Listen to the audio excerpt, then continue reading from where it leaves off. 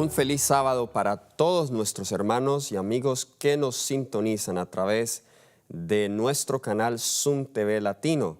Estamos muy contentos por estar aquí con ustedes adorando el nombre de nuestro Dios. El día de hoy vamos a tocar un tema muy sensible, pero que creo que es necesario tocarlo porque está en la palabra de Dios y porque este tema tiene que ver con un aspecto fundamental de Dios y es el dar vida. Y le he puesto el título muy obvio. Queremos hablar del valor de la vida en relación al aborto.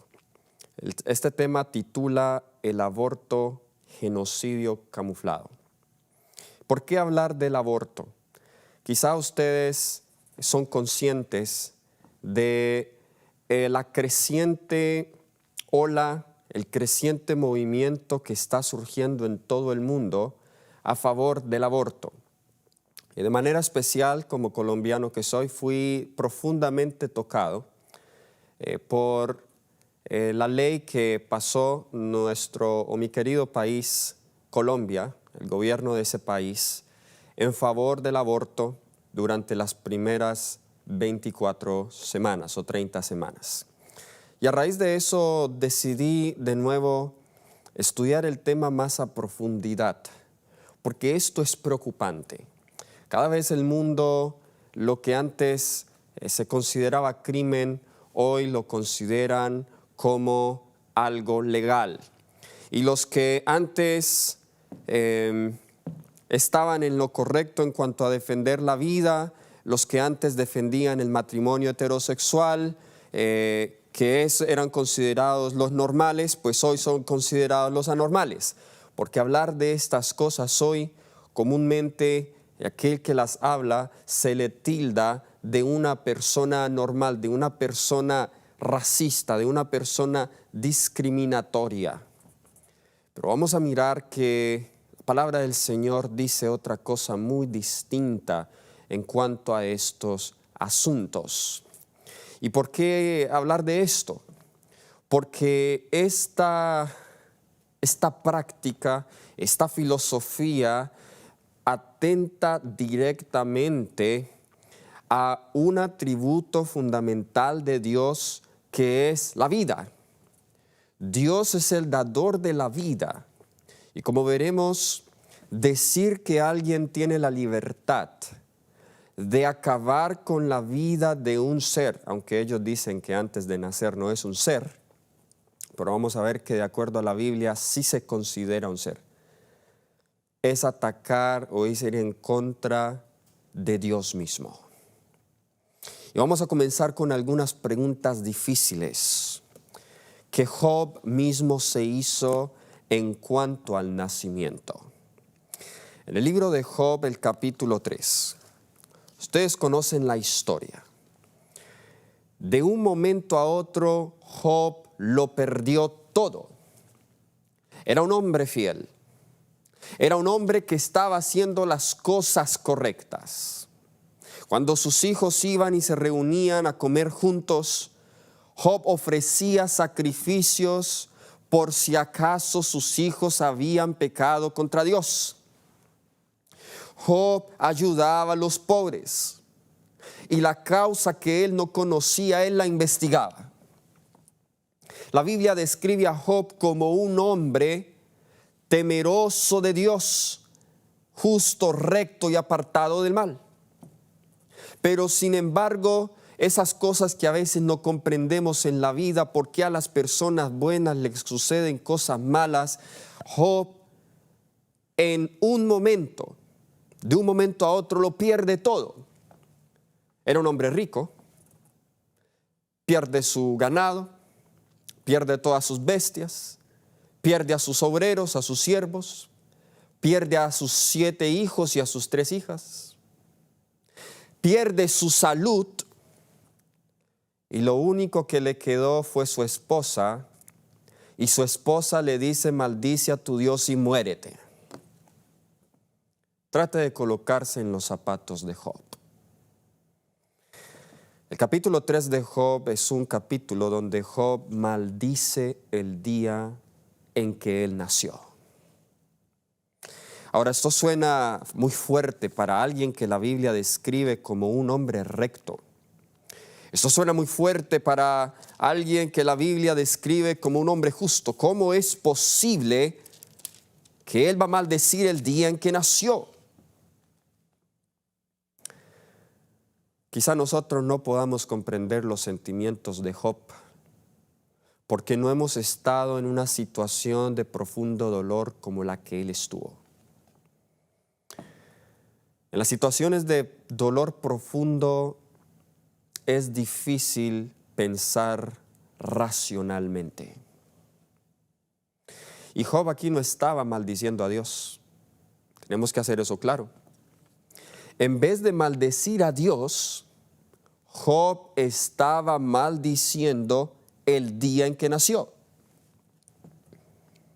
En Job capítulo 3, versículos 11 y 12, leemos sus palabras. Y noten lo que dice Job. ¿Por qué no morí yo en la matriz? ¿O expiré al salir del vientre? ¿Por qué me recibieron las rodillas? ¿Y a qué los pechos para que mamaste? Job maldice el día en que nació. Pero es interesante que aquí dice, ¿por qué no morí yo en la matriz? Él va mucho más antes de su nacimiento. Él va al momento en que él estaba en la matriz, lo cual implica que él estando en la matriz ya era un ser vivo. Él implica que ya estando en la matriz, Dios podía haberle quitado la vida. Lo cual indica también que Dios tenía el control de su vida y en su dolor está cuestionando a Dios. No lo está maldiciendo, pero lo está cuestionando.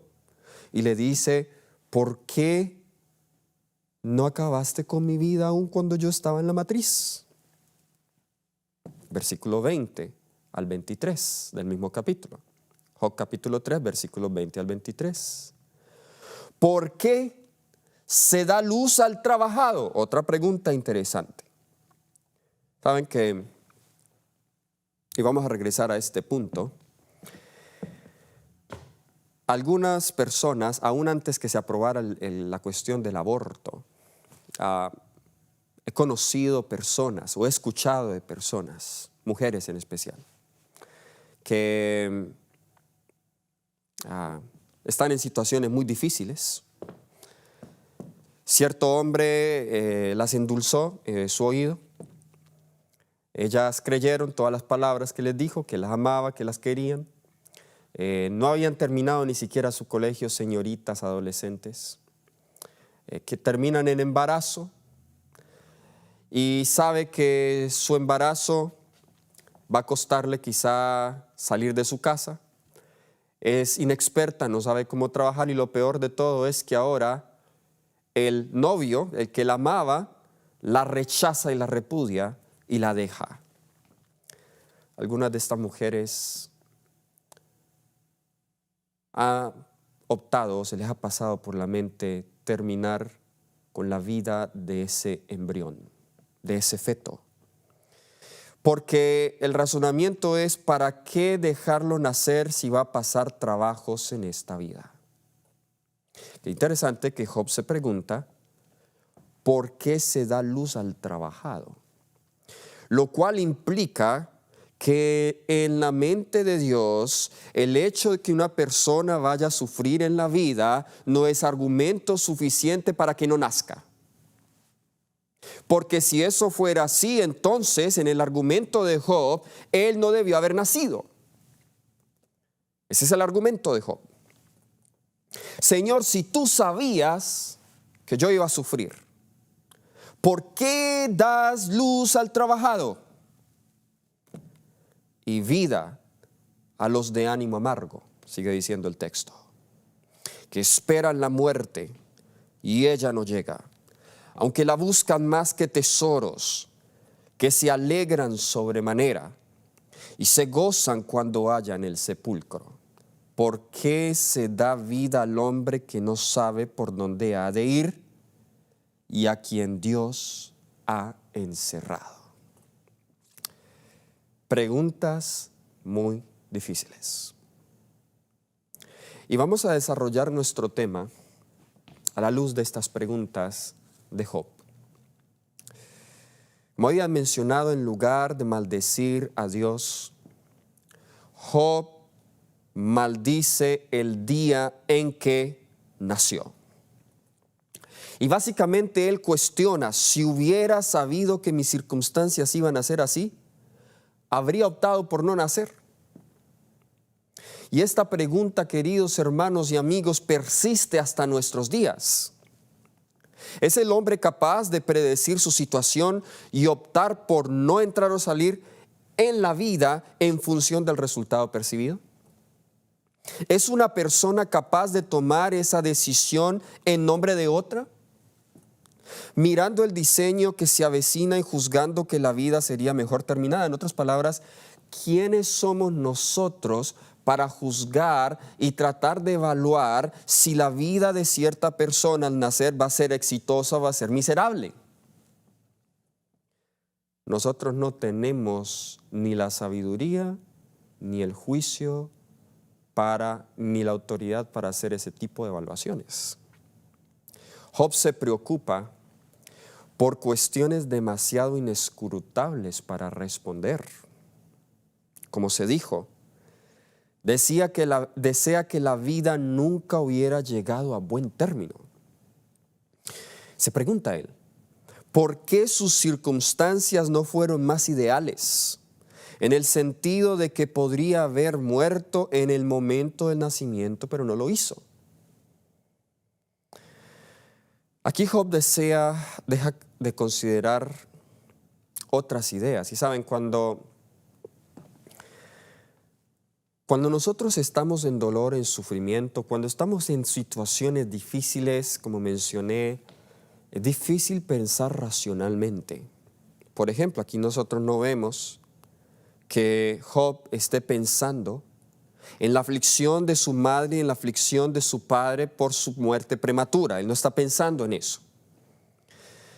Tampoco está pensando en examinar cómo su vida o la falta de ella modifica la voluntad de Dios, qué propósitos tiene el Señor y cómo son reducidos o prohibidos por la extinción de Job. ¿En qué cambiaría? Saben que los que muchas veces hablan o ven el aborto como el camino más fácil para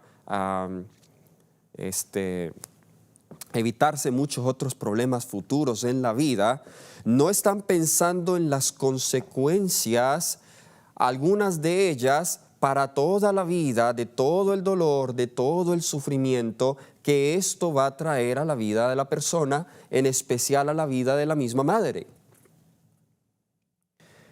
Conocí a una mujer allá en la ciudad de Nueva York, no diré su nombre, aún es mi amiga, a quien yo le di estudios bíblicos. La manera en cómo la conocimos fue muy interesante. Estábamos celebrando un culto de oración el día miércoles en la noche, cuando ella decide entrar a la iglesia. Nadie la invitó. Estaba pasando por allí, por la calle, y ella entra a la iglesia. Tenía un rostro muy cargado. Se veía la tristeza y se veía la preocupación en ella. Y cuando ella entra, ella se sienta a escuchar el culto. Al salir, tomamos sus contactos. Yo continúo dándole estudios bíblicos. Y a medida que ella comienza a abrirse, ella me cuenta su situación. Siempre se veía triste, siempre se veía atribulada. De hecho, ella es colombiana también, estaba ilegal allí en la ciudad de Nueva York. Y en una ocasión ella me dice, mira, yo no aguanto más, yo necesito ayuda, tengo que contarte. Yo hace 20 años cometí algo terrible, me dijo ella. Yo, por iniciativa de mi novio, recién habíamos llegado a este país, llegamos ilegales y yo estaba en embarazo, pero tener el bebé en un país donde apenas habíamos llegado, no teníamos dónde vivir todavía, pues él dijo que lo mejor era que yo abortara. Y en ese momento yo lo vi como que era la opción más viable y yo decidí hacerlo. Pero yo no tengo paz desde ese entonces. Habían pasado 20 años. De hecho, me decía ella que casi cada noche tenía pesadillas y soñaba con ese bebecito que ella abortó. Le atormentaba en su conciencia. Hay estudios que demuestran la conexión que hay entre una madre y el feto, porque recuerden que el feto comparte la sangre de la madre. Es como si el feto se convirtiese en una extensión más de la madre, porque ahora el feto está conectado a ella. Y cuando se saca ese feto antes de tiempo, es como si se le llevaran parte a la madre, parte de lo que le pertenece a ella, que es parte de su mismo ser. Los que piensan en tales cosas, en este caso Job ya había nacido, pero Job no piensa en sus padres. No piensa el dolor que sus padres hubiesen tenido, hubiesen sufrido si él no hubiese nacido. Tampoco está pensando él si en realidad esto haría la diferencia o no en la voluntad de Dios.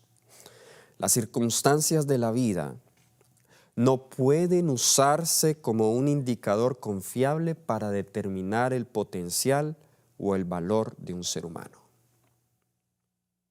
La pobreza no es una razón suficiente. La enfermedad no es una razón suficiente. Aún la ilegitimidad de un niño no es una razón suficiente. Porque solo Dios es el dador de la vida. Algunos dirán, bueno, ¿y si el niño no nació en la voluntad de Dios? Pero el hecho que ya tenga vida en ese momento ya no es tuyo. Ya es de Dios. Por supuesto, ciertos entornos y componentes de la naturaleza y la crianza no son ideales, pero ¿cómo puede el presente ser un predictor preciso del futuro? No solo, si es verdad que Dios predestina a todos a la salvación y predestina los propósitos de ciertos individuos o de todos, y si Jesús da su vida por cada vida que viene al mundo, entonces la terminación prematura de la vida, sin considerar circunstancias muy extremas, erradica esa vida de la existencia, hace que la personalidad de ese individuo se extinga, le roba al mundo el bien potencial que esa persona pudo haber logrado. Ahora, lo mismo ocurre con el mal. Posiblemente podría estar librando al mundo de aquellos elegidos para ser héroes por el reino y extingue la luz de Jesús en esa vida que nunca verá la luz del día ni tendrá la oportunidad de conocer su propio Hacedor. ¿Por qué el infanticidio es un delito, pero no el feticidio o el aborto? ¿No criminaliza la Biblia el asesinato no intencional de un infante? ¿Cuánto más el intencional? ¿No fue con repugnancia y deshonra que ejércitos opuestos intencionalmente abortaran fetos desgarrando los abdómenes de las mujeres? Ahora, entremos de lleno al tema. Y cuando hablamos de aborto, ¿qué significa aborto? Aborto es la interrupción voluntaria o involuntaria del embarazo, antes de que el embrión o el feto estén en condiciones de vivir fuera del vientre materno, comúnmente durante las primeras 28 semanas. Ese es el aborto. Ahora, para resolver el asunto si el aborto es bíblico o no, mucha parte de esta controversia, aún en círculos teológicos, tiene que ver en cuanto a cuándo comienza la vida. Algunos dicen, todos estamos de acuerdo que nosotros no podemos matar o quitarle la vida a un ser, eso es claro en la Biblia, pero es que el feto no es un ser.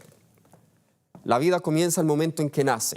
Algunos otros van un poquito más atrás y dicen, no, las primeras 28 semanas no es un ser, en realidad es un embrión, un feto desarrollándose, pero ya después de las 28 semanas, entonces ya tenemos que reconsiderar esa criatura como un ser. Pero antes de las 28 semanas no es un ser vivo, aunque tenga vida como cualquier otra célula, pero no podríamos considerarlo como un ser moral. Ese es el argumento.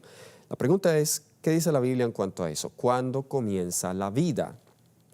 Ahora, la Biblia no nos va a hablar en cuanto a semanas de gestación, pero el principio va a ser muy claro. Vayamos a varios textos que encontramos en las Escrituras. Vamos al primero, que es Isaías 49, versículo 1. Isaías 49, versículo 1. Note lo que dice el profeta. Oídme costas y escuchad, pueblos lejanos. Jehová me llamó ¿desde dónde? Desde el vientre. Desde las entrañas de mi madre tuvo mi nombre en memoria. Si Dios llama a una persona desde el vientre, significa que para Dios ese es un individuo que ya tiene un propósito por quien Él ha dado su vida y a quien Él desea usar para su servicio. Desde el vientre. No dice la semana de la gestación, pero usted está 9 meses en el vientre, de acuerdo al curso natural de la vida, de la gestación. Allí mismo en Isaías 49, versículos 5 y 6, nos dice, ahora pues, dice Jehová, el que me formó desde el vientre para ser su siervo, para hacer volver a él a Jacob y para congregarle a Israel, porque estimados serían los ojos de Jehová y el Dios mío será mi fuerza. Dice, poco es para mí que tú seas mi siervo para levantar las tribus de Jacob y para que restaures el remanente de Israel. También te di por luz a las naciones para que seas mi salvación hasta lo postrero de la tierra. Pregunta entonces. Y este es el profeta Isaías, pero este versículo fue escrito para cada uno de nosotros. Si Dios tiene un propósito para nosotros aún desde el vientre, terminar la vida en el periodo prenatal sería intervenir con el propósito que Dios tiene para ese ser, para esa criatura. Y intervenir eso es atacar o violar directamente un principio divino de la ley de Dios. Por eso en este tema no podemos ser políticamente correctos. En este tema debemos ser claros, pues es un ataque directo a la ley de Dios. El profeta Jeremías expresa en palabras similares los pensamientos del profeta Isaías. Jeremías capítulo 1, versículo 5. Jeremías capítulo 1, versículo 5 dice, antes que te formase en el vientre, te conocí. Y antes que nacieses, te santifiqué. Te di por profeta a las naciones. Ahora, para los que dicen, bueno, las 28 semanas y después de las 28 semanas, Isaías no especifica eso, pero Jeremías va aún antes de la primera semana.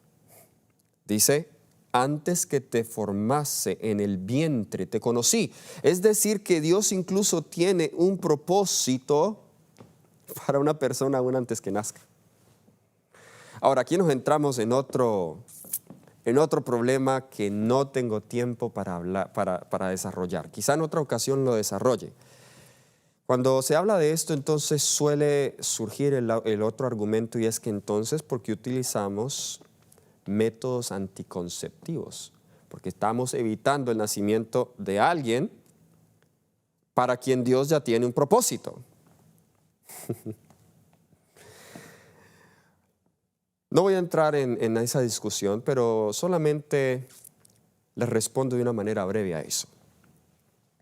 Recuerden que la predestinación de Dios es una predestinación, hablando en términos de salvación, Dios a todos predestina para ser salvos, pero solo aquellos en quienes se concibe la vida. ¿Están conmigo?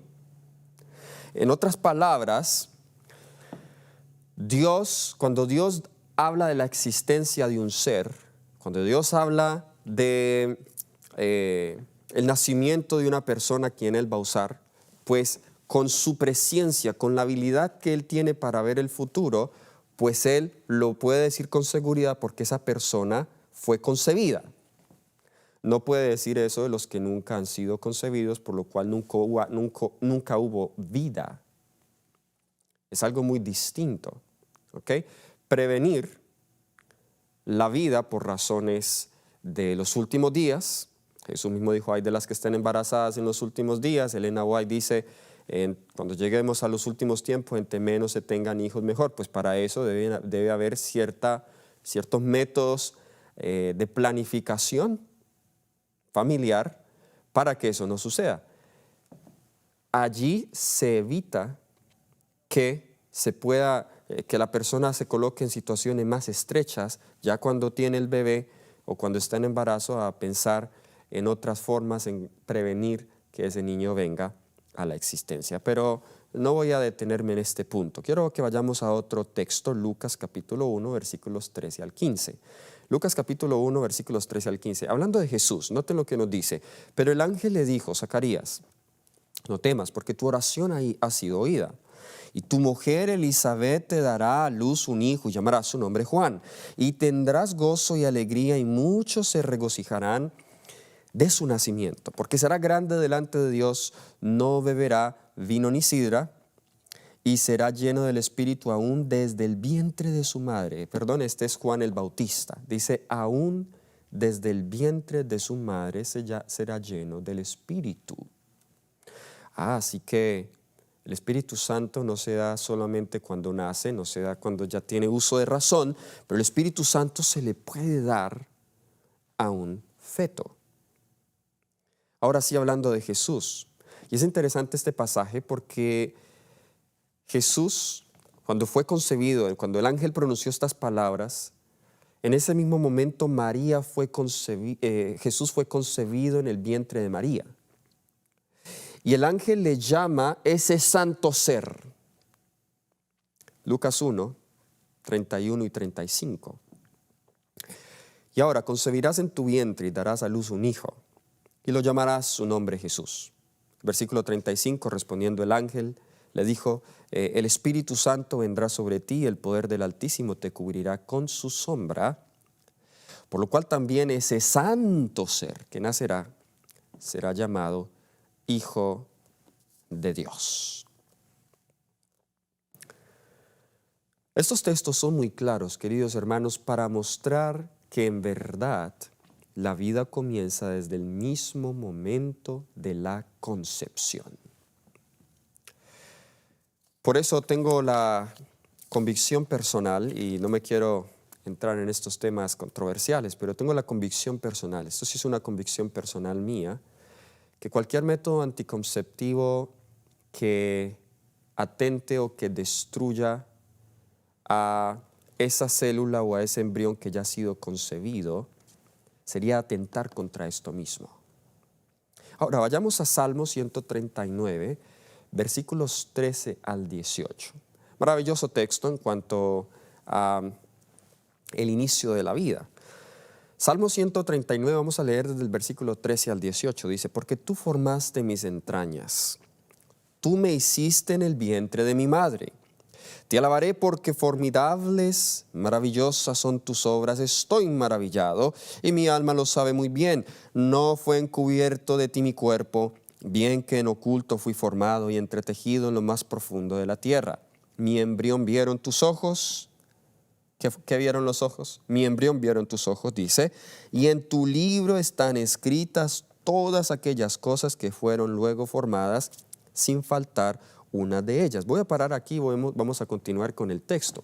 Qué interesante que cuando el momento de la concepción, cuando sucede la concepción, ese nuevo ser es escrito en el libro, un libro que Dios tiene en el cielo. Este es un libro distinto al libro de la vida, el libro de memorias, es distinto al libro del pecado. Este libro es el libro de las providencias de Dios, que nos habla la sierva del Señor, donde está escrita la historia de todos los seres humanos que han vivido en esta tierra. Dice que en ese momento están escritas en tu libro todas aquellas cosas que fueron luego formadas, sin faltar una de ellas. Y al meditar en eso, el salmista sigue diciendo: cuán preciosos me son, oh Dios, tus pensamientos. Versículo 17. Cuán grande es la suma de ellos. Si los enumero, se multiplican más que la arena. Despierto y aún estoy contigo. Claramente la vida comienza desde el momento de la concepción. Dios considera al embrión como un ser. Ahora, vayamos entonces a otro punto importante, y es en cuanto a Dios como autor de la vida. Cuando se atenta, ya después de definir cuándo comienza la vida, ya dijimos que comienza en la concepción, al momento de la concepción. Atentar contra la vida es atentar contra Dios, el autor de la vida. En Juan el capítulo 1, versículos 3 al 5, Juan capítulo 1, versículos 3 al 5, nos dice: todas las cosas fueron por Él hechas, y sin Él nada de lo que ha sido hecho fue hecho. En Él estaba la vida, y la vida era la luz de los hombres. La luz en las tinieblas resplandece, y las tinieblas no prevalecieron contra ella. Hablando de Jesús como creador, no solamente como el creador del planeta Tierra, sino como el creador de la raza humana, se dice que en Él estaba la vida, y esa vida era la luz de los hombres. Y luego en los versículos 8 al 11 de Juan 1 dice lo siguiente: no era Él la luz, hablando de Juan, sino para que diese testimonio de la luz, aquella luz verdadera que alumbra a todo hombre. Y aquí en esta versión dice venía a este mundo, pero en realidad en otras versiones dice la luz que alumbra a todo hombre que viene a este mundo. En el mundo estaba, y el mundo por Él fue hecho, pero el mundo no le conoció. Entonces Jesús es el autor de la vida, y esa vida alumbra a todo hombre que viene a este mundo. Y cada hombre viene a este mundo no cuando nace, sino en el momento en que es concebido. Hay un texto muy interesante, y para seguir probando que la vida en el vientre, o desde el momento que hay concepción ya hay vida en el vientre. En el libro de Eclesiastés, el capítulo 11, versículo 5. Eclesiastés, el capítulo 11, versículo 5. Nos dice la palabra del Señor: como tú no sabes cuál es el camino del viento, o cómo crecen los huesos en el vientre de la mujer encinta, así ignoras la obra de Dios, el cual hace todas las cosas. Las personas que con su razonamiento humano dicen sí, este es un ser vivo, todavía no es un ser vivo, la vida comienza después de las 28 semanas, la vida comienza después de la gestación, no saben las obras de Dios, ignoran la obra de Dios. No entienden, bueno, ahora entendemos, pero entendemos aquí el concepto: cómo crecen los huesos en el vientre de la mujer, cuando se va desarrollando el feto. Y esto lo llama el sabio Salomón las obras de Dios. En otras palabras, si usted interrumpe la formación ósea del feto en el vientre, usted está interrumpiendo las obras de Dios. Es muy claro este texto. Saben, el aborto era severamente castigado en la palabra de Dios, en la Biblia, aquí en la Torá. Note lo que dice Éxodo 21, versículos 22 al 25. Éxodo 21, versículos del 22 al 25, aquí encontramos leyes sobre actos de violencia. Ahora, no era un aborto inducido por la misma persona, sino inducido por otra persona, pero el mismo principio se aplica. Nos dice acá Éxodo 21, versículos 22 al 25. Si algunos riñeren e hirieren a mujer embarazada, y ésta abortare, pero sin haber muerte, o sea, la mamá no moría, serán penados conforme a lo que les impusiere el marido de la mujer y juzgaren los jueces. Mas si hubiere muerte, entonces pagarás vida por vida, ojo por ojo, diente por diente, mano por mano, pie por pie, quemadura por quemadura, herida por herida, golpe por golpe. La famosa ley del talión. Ahora sí coloquemos algo en perspectiva acá. Noten que en ambos casos había castigo. Había castigo si por accidente estas dos personas que estaban peleando golpeaban a una mujer en embarazo y esta mujer abortaba debido al golpe. Si solo moría el feto, ellos debían pagar lo que el marido y los jueces designaren. Pero si moría la madre, entonces debía pagar vida por vida, ojo por ojo, diente por diente. Así la mamá tenía gemelos, pues entonces debía pagar dos vidas, la vida de él y la vida de otro, quizá de su hijo. ¿Ok? ¿Qué nos muestra esto? Primero, en ningún caso es aceptable, pero la Biblia le da prioridad a la madre. Porque en el caso de si muere el feto, no debe pagar con la vida el que lo hizo. Pero si muere la madre, sí se pagaba con la vida. Yo sí creo, y en esto debe quedar en la conciencia de cada persona, y esto solo lo determina primero Dios y los que son expertos en el asunto, los médicos, las personas que están atendiendo a la madre, los ginecólogos. Si la vida de la madre va a estar en peligro debido al nacimiento, debido a ese embarazo, que está determinado 100%, pues en este caso, la vida de la madre prima. Es la única razón que yo veo, y ya vamos a mirar de las otras razones que se dan en cuanto a eso, es la única razón que yo veo que en esas situaciones se podría considerar, pero eso aún sería quitarle a Dios el poder de salvar a la madre. Por eso yo digo que aún en eso debemos primero esperar respuesta de Dios. Pero tampoco debemos ser presuntuosos en pensar que los diagnósticos son claros, la mamá va a perder su vida. Tengo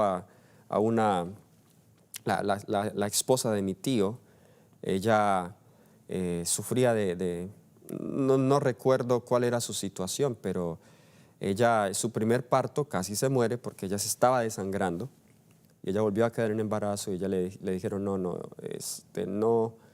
es posible que tú tengas ese niño. Ella decidió tenerlo y ella se desangró y murió. Y la sangre, ella tenía una sangre en la cual el hospital no tenía para hacerle transfusión de sangre. Entonces ella murió y dejó a mis dos primos sin una madre desde muy temprana edad. Ahora, ¿es justificable terminar la vida de un feto al sospechar que van a ser defectuoso? Ya hablamos de la madre, pero ahorita hablemos del feto. ¿Es justificable terminar la vida de un feto al sospechar que van a ser defectuoso?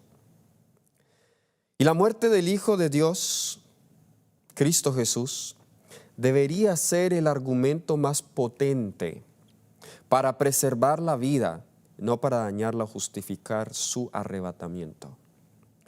La compasión de Jesús no es solo un ejemplo para contemplar, sino para imitar.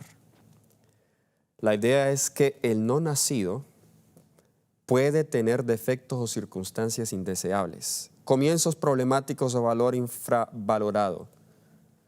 Y estos son la compasión de vida. No solo de Dios, sino de la humanidad.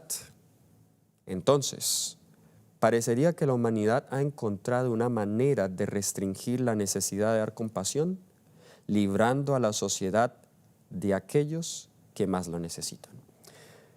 En realidad, muchas veces esto es lo que pasa. El corazón egoísta humano no quiere irse con la incomodidad de tener que lidiar con una persona con limitaciones físicas. Para mí la palabra de Dios es muy clara en cuanto a cómo Dios manejó eso. Habían personas en los tiempos bíblicos, en los tiempos de Jesús, que habían nacido con defectos físicos. ¿Y qué hizo Jesús con ellos? Decir que una persona puede terminar la vida de un feto porque van a nacer con defectos físicos es quitarle a Dios la oportunidad de revelar su poder en el corazón humano. Este acto crea frialdad insensible hacia los menos afortunados. Se endurece en el egoísmo y en la conveniencia y apoya en silencio la obra de aquellos que quieren deshacer todo lo que Dios ha hecho en el mundo y podría hacer en el mundo. Se secan los afectos filiales hacia los hombres inhumanos por su odio de sí mismo en la persona de los más débiles y vulnerables. ¿Saben? Todos somos esos niños deformes y discapacitados. Yo soy uno de esos niños deformes y discapacitados. Cuando mi mamá quedó en embarazo de mí, mi mamá tenía 42 años. Y muchas amigas le decían a ella, estás en una edad riesgosa, eso va a ser muy riesgoso para ti. Ese niño te va a nacer especial. A esa edad ya los niños no nacen normales. Es mejor que no lo tengas. Pero mi mamá decidió tenerme. Nunca se le pasó a ella por la mente tal pensamiento, pero es lo que le decían las demás personas. Y aquí estoy. Si mi mamá hubiese tomado la decisión de no tenerme, pues yo no tendría la oportunidad de saber cómo Dios puede obrar en mi vida. Yo no tendría la oportunidad de saber y de conocer el poder de Dios. Yo no tendría la oportunidad de haber conocido la gracia de Cristo Jesús. Aún para el caso de la madre, que volviendo al punto que había mencionado anteriormente, aún en ese punto es Dios quien tiene la última palabra. Dios no previno a Rebeca que tuviese a Benjamín, no a Rebeca, a Raquel, quien murió en el parto de Benjamín, pero Dios permitió que Benjamín naciese. Entonces aún en eso hay que preguntarle a Dios, que Él es el que tiene la última palabra. Pero en el caso de los niños que nacen con defecto, la cruz de Cristo derriba cualquier argumento al respecto. Isaías 35, y saben que en la Biblia nosotros, antes de ir a Isaías 35, en la Biblia nosotros encontramos un ejemplo de alguien que nació con un defecto físico, era ciego. En el Evangelio de Juan, capítulo 9, el Evangelio de Juan, capítulo 9, vamos a leer el versículo 1 al 3. Qué poderoso este texto. Noten lo que dice. Al pasar Jesús, vio a un hombre ciego de nacimiento. Nació con defecto físico.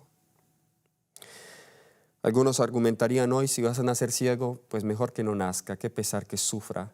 La vida de un ciego es una vida muy triste, muy terrible.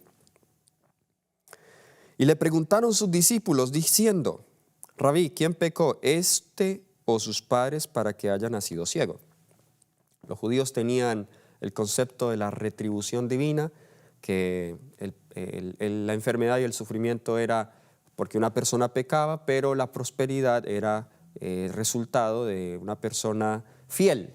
Era un concepto un poco torcido. Y Jesús dice, no es que pecó este ni sus padres, sino para qué Él le permitió nacer con defectos. ¿Para qué le permitió nacer con defectos? Lean esto, hermanos, sino para que las obras de Dios se manifiesten en Él. Gloria a Dios, aleluya por esto, hermanos. ¿Para que qué? ¿Para qué Dios quiere que los niños nazcan aún con defectos? Si los tienen, no es su voluntad que los tengan, pero estamos en un mundo de pecado, donde estamos enfermos, donde la madre está enferma, donde el padre está enfermo, y tristemente pasamos esa herencia física a nuestros hijos, y algunos de ellos pueden nacernos con defectos físicos. ¿Debemos terminar su vida porque van a nacer con defectos físicos? No, porque Dios quiere que nazcan para que las obras de Dios sean manifestadas en ellos. ¿Y qué obra Jesús manifestó en este hombre? ¿Qué obra Jesús manifestó en este hombre? En Isaías 35, versículos 5 y 6, poderosa promesa. Poderosa promesa la que encontramos aquí. Isaías 35, versículos 5 al 6. Nos dice: entonces los ojos de los ciegos serán abiertos, y los oídos de los sordos se abrirán. Entonces el cojo saltará como un ciervo, y cantará la lengua del mudo, porque aguas serán cavadas en el desierto, y torrentes en la soledad.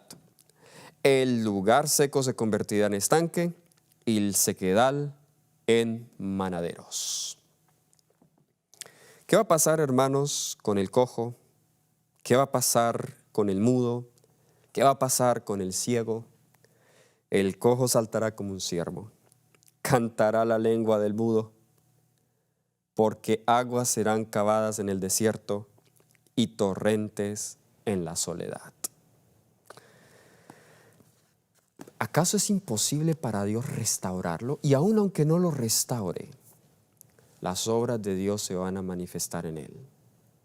Quizá en el Padre va a despertar más compasión y simpatía, que quizá nunca la hubiese tenido si no tuviese que lidiar con un hijo que tenga limitaciones.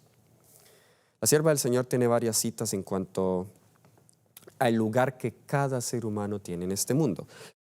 Nos dice Profetas y Reyes, la página 393, la historia de las naciones nos habla a nosotros hoy. Dios asignó a cada nación e individuo un lugar en su gran plan. Hoy los hombres y las naciones son probados por la plomada que está en la mano de aquel que no comete error.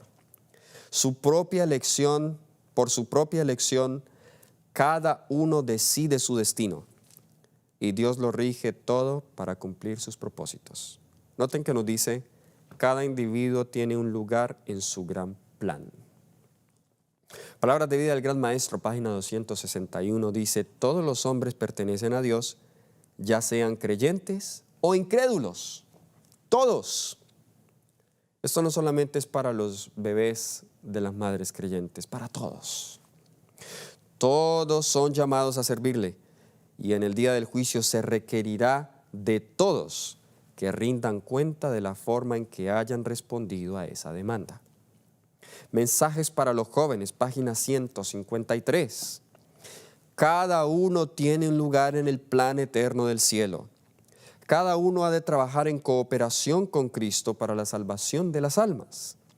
Tan ciertamente como hay un lugar preparado para nosotros en las mansiones celestiales, hay un lugar designado en la tierra donde hemos de trabajar para Dios.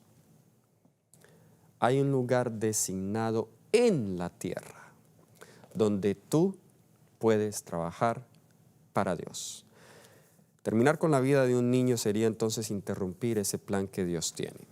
Ahora, un último punto que quiero tocar, y ¿es justificable terminar la vida de un feto al sospechar que va a nacer en un hogar muy pobre y quizá va a sufrir en la vida? Digamos, no tiene defecto físico, simplemente la familia que lo va a tener es una familia muy pobre, han tenido que sufrir mucho en la vida, y se puede decir, bueno, no, ¿para qué traer este niño a la vida si va a sufrir? Pues eso debe pensarse antes de tenerlo. Eso no es para pensarlo ya cuando está en embarazo. El mejor ejemplo es Jesús. Pregunta, ¿Jesús nació en un hogar con todas las comodidades? La Biblia tiene varios pasajes que nos habla de la pobreza de Jesús. Jesús no tenía ventaja sobre los demás niños. Isaías 53 del 1 al 3, por ejemplo, nos dice, Isaías 53 del 1 al 3 nos dice, ¿quién ha creído a nuestro anuncio? ¿Y sobre quién se ha manifestado el brazo de Jehová? Subirá cual renuevo delante de él, como raíz de tierra seca. No hay parecer en él, ni hermosura le veremos, más inatractivo para que le deseemos. Despreciado y desechado entre los hombres, varón de dolores, experimentado en quebranto, y como escondimos de él su rostro, fue menospreciado y no le estimamos. Jesús no tenía belleza física. Jesús no era rico. Jesús fue despreciado. Jesús fue desechado. Y nos dice acá que era experimentado en quebranto. O sea, el quebranto fue para él el pan de vida, el pan de cada día, y tenía experiencia en el quebranto. Si hubo alguien que sufrió más fue Jesús. Y más sin embargo, Dios dijo, no, ¿para qué enviar a mi hijo a que nazca en la tierra si va a sufrir? Dios, el Padre, no dijo eso. Ni siquiera José lo pensó. Algunas personas dicen, bueno, es un hijo ilegítimo. José pudo simplemente haberle dicho, como muchos hombres hoy le dicen a la esposa o a la novia, sabes, no podemos tener el niño, esto nos va a dañar nuestros planes. ¿Qué tal que tu mamá se dé cuenta? ¿Qué tal que tu papá más bien termina con la vida de ese niño antes de que todos se den cuenta? ¿Bien? José pudo haber hecho eso con María. María, ¿cómo es posible? Yo no te creo. Mi nombre va a quedar manchado. Termina tú con la vida de ese niño. Pero José era un hombre justo. ¿Qué hizo? Mateo 1:19. Mateo 1:19 dice, José su marido, como era justo y no quería infamarla, quiso dejarla secretamente. No atentó contra la vida del niño. Era un hombre justo e incluso se fue secretamente para no infamarla a ella. Qué distinto José a los hombres modernos hoy, que instan a las mujeres, a veces en contra o muchas veces en contra de su voluntad. Mateo 2:23 nos dice,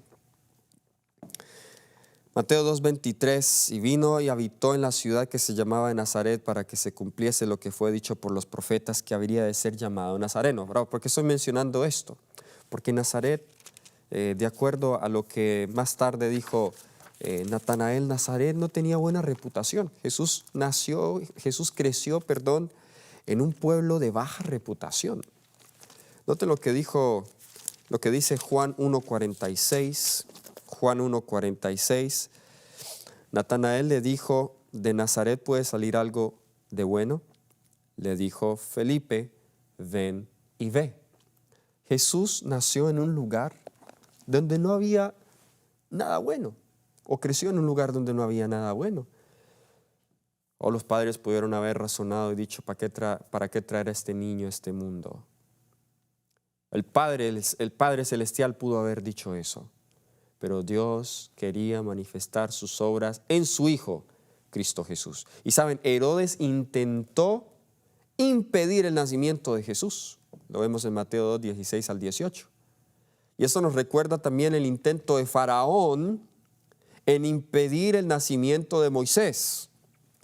Es curioso que en la Biblia, tanto Herodes, como lo vemos en Apocalipsis 12:4, representado por el dragón que se paró al lado de la mujer para devorar a su hijo apenas naciese, y Faraón, que en Ezequiel 29:3 se le llama el gran dragón, ambos con el símbolo del dragón representan a Satanás. ¿Quién es el que no quiere que los niños nazcan? El que no quiere que los niños nazcan es Satanás. Pero en contraste al faraón que quería matar a Moisés, vemos a unas mujeres hebreas, unas parteras, allí en Éxodo, capítulo 1, no tenemos tiempo ya para leer los textos del versículo 7 al 10 y el versículo 15 al 22, donde estas mujeres ayudaron a salvar la vida de muchos niños. los escondían y ellas tenían la orden de matar a los niños varones y solamente dejar nacer a las niñas.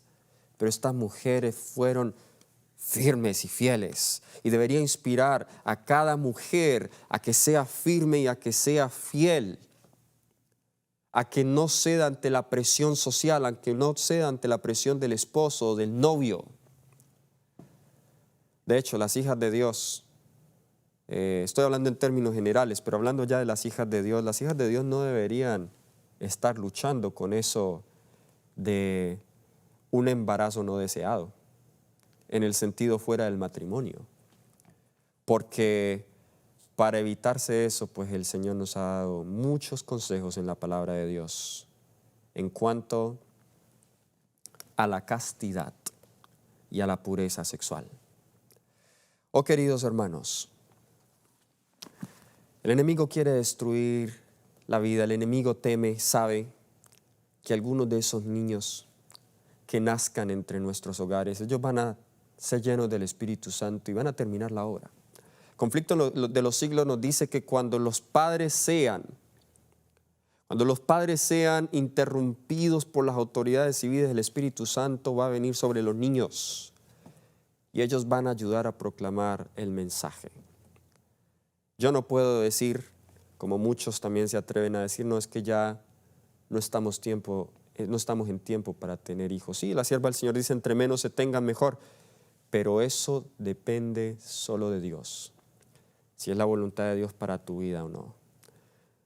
Seamos voces en esta sociedad, seamos voces en este mundo en favor de la vida, defendamos la vida, defendamos los principios bíblicos, defendamos y protejamos a las mujeres vulnerables para que la justicia de Cristo pueda verse y las obras de Dios puedan manifestarse. Vamos a orar. Querido Padre Celestial, te encomendamos, Señor, a cada hermano y a cada persona que escucha este tema y que puedan, Señor, juzgarlo, que puedan recibirlo como tú lo hayas enviado en sus mentes. En el nombre de Cristo Jesús. Amén. El Señor te bendiga y que podamos nosotros seguir cada vez más investigando la palabra del Señor y pidiéndole a Dios que nos ayude a hacer su voluntad y solo su voluntad en este tiempo de apostasía universal. Dios les bendiga, Dios les guarde.